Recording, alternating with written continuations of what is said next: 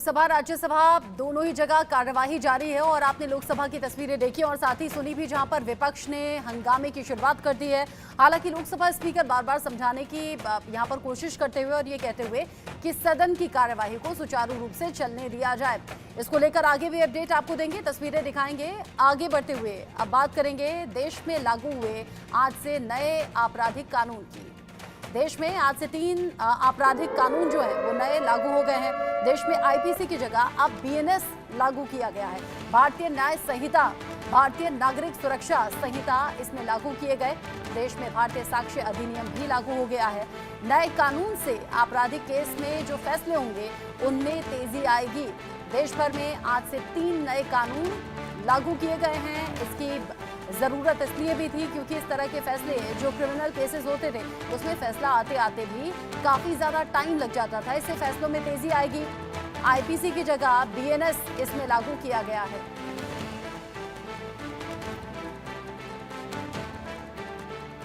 नए कानून को लागू करने के लिए दिल्ली पुलिस बिल्कुल तैयार है और आज सुबह से नए कानून में दिल्ली पुलिस में एफआईआर रजिस्टर होना शुरू हो गया। पहली एफआईआर अर्ली मॉर्निंग पे ही रजिस्टर हो गई नए कानूनों में। हम लोग इसके लिए तैयार हैं और हमारी किस्मत बहुत अच्छी है। आज हम लोगों का कमिश्नरेट डे है और इसी दिन जो है ये नए कानून लागू हो रहे हैं। इस दिन दिल्ली पुलिस हर साल ये प्रण लेती है कि दिल्ली की जनता की सेवा में बहुत ही सिंसियरिटी और डेडिकेशन से काम करती रहेगी। अधिकारी इसके बारे में जानकारी देते हुए देश में आज से 3 नए आपराधिक कानून अब लागू हो गए हैं। ये कानून कैसे काम करेंगे और कैसे ये लोगों के लिए सहूलियत भरे होंगे और कैसे फैसलों में तेजी आएगी इस तरह के आपराधिक कानूनों के तहत, आपको एक एक करके जानकारी हम दे देते हैं। इस नए कानून में क्या कुछ चेंजेस किए गए हैं और किस लिहाज से किए गए हैं, आप जान लीजिए। ये जो पहले आप सुनते थे आईपीसी की धारा XYZ जो भी धाराएं होती थी, नंबर्स होते थे, अब वहां बीएनएस पूरी तरह से लागू। पहले भारतीय दंड संहिता आईपीसी 1860 को लागू किया गया था। अब ये भारतीय न्याय संहिता 2023 के तहत आने वाली धाराएं होंगी। दंड प्रक्रिया संहिता पहले नाम दिया गया था सीआरपीसी 1898, जिसे अब भारतीय नागरिक सुरक्षा संहिता के नाम से जाना जाएगा 2023 के नाम से। पहले होता था भारतीय साक्ष्य अधिनियम, जिसमें साक्ष्यों को जुटाया जाता था। IEA 1872 के तहत ये प्रावधान था और अब भारतीय साक्ष्य विधेयक 2023 लागू यहाँ पर किया गया है। किस तरीके से काम करेगा, पहली एफआईआर इसमें दिल्ली में दर्ज भी की गई है नए कानून के तहत। और अब कोशिश इस तरह के केसेस को दर्ज करने के बाद यही होगी कि जो भी पीड़ित है उसे इंसाफ जल्दी मिले और इस तरह के जो भी क्रिमिनल केसेस हैं उनमें फैसला जल्द से जल्द आए। अब किस तरीके से ये फैसलों को प्रभावित करेगी या फिर कैसे इस तरह के केसेस में जल्द ही आरोपी जो है अगर दोष साबित हो जाते हैं तो फिर उसे सजा होगी, यानी कि पीड़ित और आरोपी दोनों पर केंद्रित ये पूरी तरह से नया कानून होगा। और इस तरह के जो भी क्रिमिनल केसेस होंगे उन्हें जल्द ही निपटारे के लिए भी अधिकारियों को सुनिश्चित करना होगा। साथ ही साथ ये जरूरी नहीं है कि आप अपनी एफआईआर यानी कि शिकायत दर्ज कराने के लिए पर्सनली पहुंचे ही थाने। ऑनलाइन भी ये सुविधा दी गई है, SMS के जरिए भी आप ये शिकायत दर्ज करा सकेंगे। देश भर में आज से 3 नए कानून लागू हो गए हैं। पहले जो प्रावधान थे, किस तरीके से आईपीसी की अलग अलग धाराएं लागू की जाती थी, वो अब पूरी तरह से बीएनएस में तब्दील हुआ है। बीएनएस लागू कर दिया गया है देश भर में। अब ये जो 3 नए आपराधिक कानून हैं वो लागू किए गए हैं और लागू करने के बाद अब इस तरह के मामलों का निपटान करना कानून की बड़ी जिम्मेदारी के तौर पर भी सामने आएगा। जो आम लोग प्रभावित होते थे कानून में कुछ खामियों के चलते या फिर जो प्रोसेस टाइमिंग होता है उसको लेकर, उनकी सहूलियत को देखते हुए ये बड़ा फैसला हुआ है, बड़ी तब्दीली हुई है। सरकार की तरफ से 3 नए आपराधिक कानून दर्ज कराए गए हैं, लागू कर दिए गए हैं और इन 3 नए आपराधिक कानूनों के तहत जो पहली एफआईआर है वो भी दर्ज की गई है। जैसे मैंने आपको कहा कि किस तरीके से जो पहले धाराएं थी वो अब बदल गई हैं। अब आईपीसी नहीं, अब यहाँ बीएनएस के तौर पर नया कानून जाना जाएगा। अब ये सब तब्दीली हो गई है। भारतीय न्याय संहिता यानी कि बीएनएस को लागू कर दिया गया है। भारतीय न्याय नागरिक सुरक्षा संहिता 2023 को लागू किया गया है। भारतीय साक्ष्य विधेयक 2023, ये सब कुछ चेंजेस जो किए गए हैं वो इसलिए किए गए हैं ताकि जो भी आपराधिक केसेस हैं उसमें जल्दी कार्रवाई हो, उसमें वीडियोग्राफी के जरिए साक्ष्य भी जुटाए जाएं, किसी भी तरह से सबूत जरूरतों से कोई छेड़छाड़ की गुंजाइश ना हो, जबकि पहले इस तरह की चीजों का प्रावधान था। भारतीय दंड संहिता नाम रखा गया था आईपीसी की। 1860 के तहत ये सभी प्रावधान थे। ये सभी तरह के जो चेंजेस हैं ये वक्त के साथ जरूरत थी भी, और इन जरूरतों को अब पूरा कर लिया गया है। तब्दीली हो गई है। देश में 3 नए आपराधिक कानून अब लागू कर दिए गए हैं। पहली एफआईआर भी दर्ज हो गई है। जैसे मैंने कहा, इस नए आपराधिक कानून को लेकर मेरी सहयोगी शुभ राणा ने एक स्पेशल रिपोर्ट फाइल की है, देखिए आप।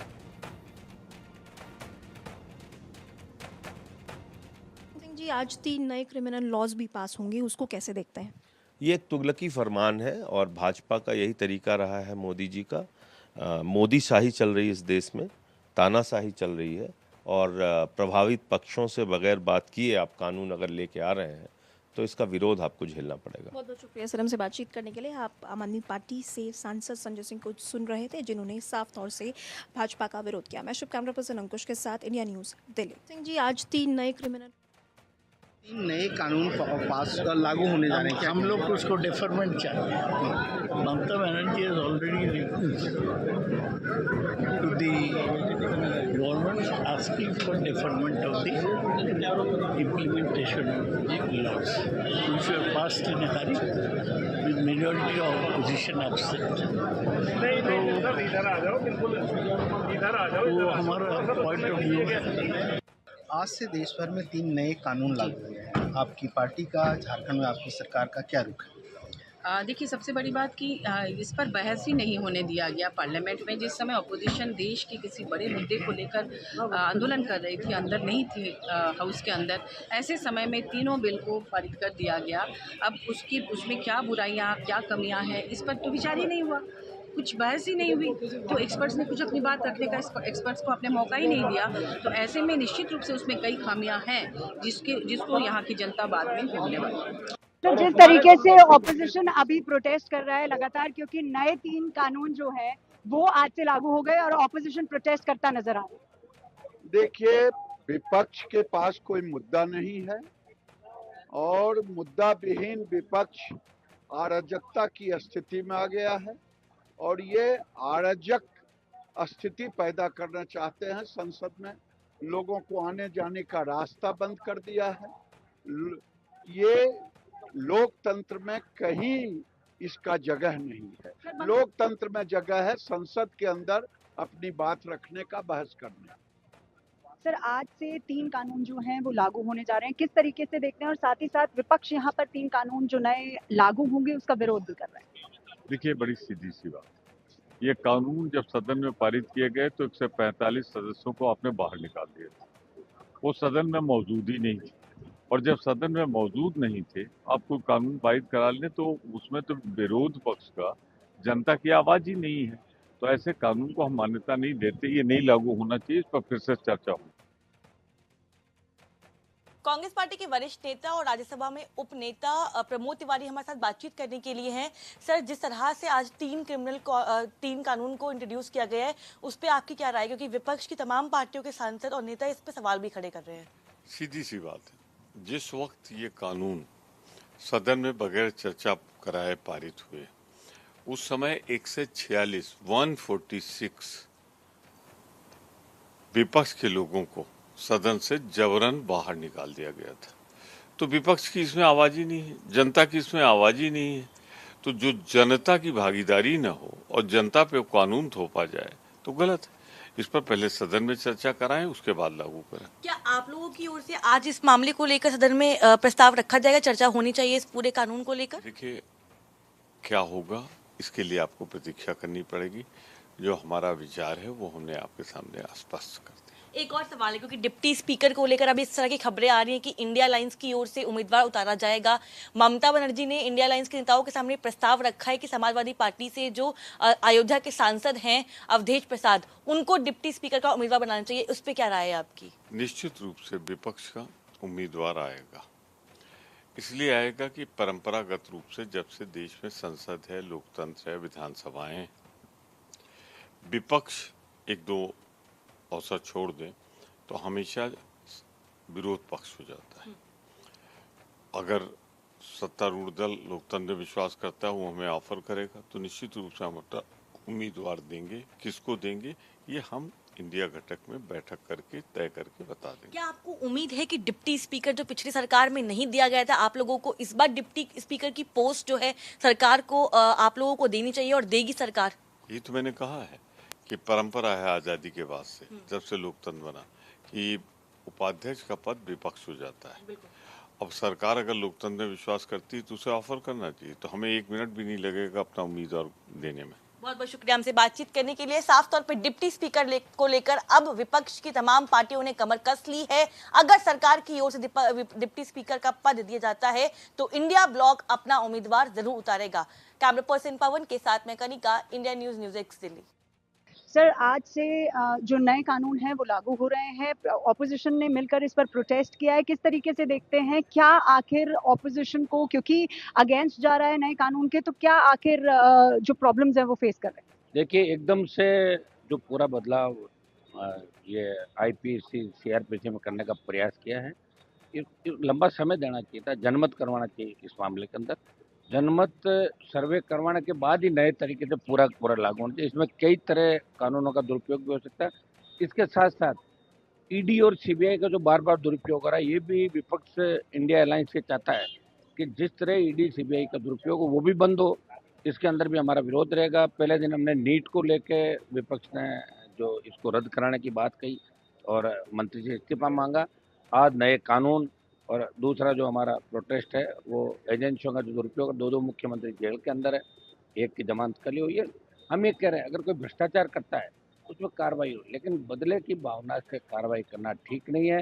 ये अघोषित इमरजेंसी की तरफ देश जा रहा है, ये ठीक नहीं व्यवस्था। सांसद महेश चेखलानी है। सर, 3 नए कानून ब्रिटिश लॉ को खत्म करते हुए, जी क्या इसके खास बात है? देखिए, हर जो ये 3 कानून हैं, हर कानून को अपने अपना जगह है। एक तो जो भारतीय न्याय संहिता है, उन्होंने नए प्रावधान बनाए हैं और जो पुराने प्रावधान हैं उसमें सुधार लाए, रीडिफाइन किए ताकि वो मॉडर्न इंडिया से मोर सूटेबल हो। ये तो भारतीय न्याय संहिता की बात है। जहाँ तक भारतीय न्याय सुरक्षा संहिता की बात है, उसमें प्रोसीजर से बहुत वाइड स्प्रेड प्रोसीजरल चेंजेस लाए गए हैं और उनका मकसद है कि सबसे पहले जस्टिस डिलीवरी फास्ट होना चाहिए, एक्सपीडिशियस होना चाहिए और दूसरा फेयर भी होना चाहिए, दोनों स्टेट के लिए, विक्टिम के लिए, तीनों तंत्र के लिए भी, मुजरिम के लिए भी और विक्टिम के लिए। और तीसरा है भारतीय साक्ष्य अधिनियम, इंडियन एविडेंस एक्ट को रिप्लेस करता है। उसमें से इलेक्ट्रॉनिक एविडेंस जो है, जो एक नया किस्म का सबूत है, उसको इंट्रोड्यूस एडमिसिबल करने की कोशिश की गई है। तो ये सब जो प्रावधान है ये आधुनिक प्रावधान है। ये कॉलोनियल लॉ कई प्रावधान ऐसे हैं जो कॉलोनियल लॉ मेकर्स के मन में हो ही नहीं सकता था और कई ऐसे हैं जो सिर्फ उनके ही हित में थे। इस जैसे कि एक प्रावधान है भारतीय न्याय संहिता में जिससे ये दिखाई देती है कि गोवा हिंदुस्तान का एक हिस्सा था ही नहीं, वो एक विदेश